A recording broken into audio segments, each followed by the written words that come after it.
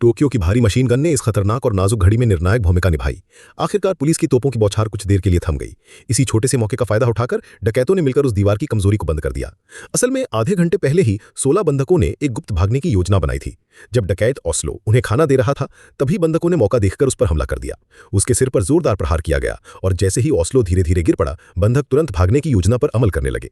उन्होंने ओस्लो की बंदूक छीन ली और सुरक्षित दरवाजे से होकर बाहर की ओर निकल पड़े। रास्ते में उनकी मुलाकात जाजा हुई नाम के छात्र से हुई, जो पहले से ही इस योजना में शामिल था। उसने उन्हें सब कुछ समझाया और सभी तेजी से आगे बढ़ने लगे। लेकिन तभी एंटोनियो नाम का एक बंधक डकैतों के डर से टूट गया। उसने डेनवर को सब बता दिया कि बंधक भागने की योजना बना रहे हैं। यह सुनकर डेनवर बुरी तरह घबरा गया और पूरी जान लगाकर इमारत के अंदर दौड़ पड़ा, क्योंकि इस बार की सफलता या असफलता इसी पर निर्भर थी। डेनवर ने तुरंत कैप्टन बर्लिन को सूचना दी। बर्लिन ने यह सुनते ही तुरंत डकैतों को अलर्ट कर दिया।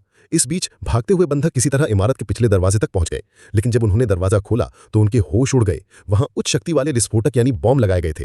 अगर किसी ने उन्हें छू लिया तो सभी के टुकड़े टुकड़े हो जाते। इस ऑपरेशन के लीडर ने तुरंत आदेश दिया, सब लोग तुरंत किसी मजबूत दीवार या कवर के पीछे छिप जाओ। फिर वो एक ट्रॉली को जोर से धक्का देता है और सीधे दरवाजे पर टकरा देता है। भारी धमाका हुआ। इमारत की पिछली दीवार में एक बड़ा छेद हो गया। अब इमारत किले की तरह सुरक्षित नहीं रही। बंधक तेजी से एक एक करके बाहर निकलने लगे। पुलिस ने चेहरे की पहचान तकनीक से तुरंत पुष्टि की कि ये सच में बंधक ही है।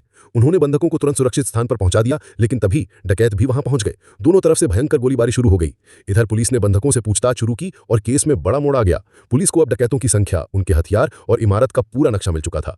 उधर डकैतों की हालत भी काफी बिगड़ चुकी थी। उन्होंने फोन पर प्रोफेसर से शिकायत की, ये सब गड़बड़ कैसे हो गई। इसी बीच इंस्पेक्टर रकील के दिमाग में एक नया आइडिया आया। पहले ही जांच में पता चल चुका था कि बर्लिन ने आखिरी बार विस्फोटक कहां छिपाए थे। अगर उस जगह को केंद्र माने तो उसके 100 किलोमीटर के दायरे में जरूर डकैतों का गुप्त ठिकाना होना चाहिए। पुलिस ने बड़े पैमाने पर डेटा एनालिसिस किया और आखिरकार एक पुराने मैंशन को ट्रैक कर लिया। जांच में पता चला कि यह मैंशन बहुत गुप्त स्थान पर था। चारों तरफ बड़ा शिकार का इलाका फैला हुआ था। स्थानीय लोगों ने बताया कि वो यहाँ अक्सर गोलियों की आवाजें सुनते हैं। इससे पुलिस को यकीन हो गया कि यही डकैतों का हेडक्वार्टर है। इंस्पेक्टर रकील तुरंत वहां पहुंची। पुलिस ने जैसे ही मैंशन के अंदर प्रवेश किया, उन्हें डकैतों के छोड़े गए कई डीएनए सैंपल्स मिले।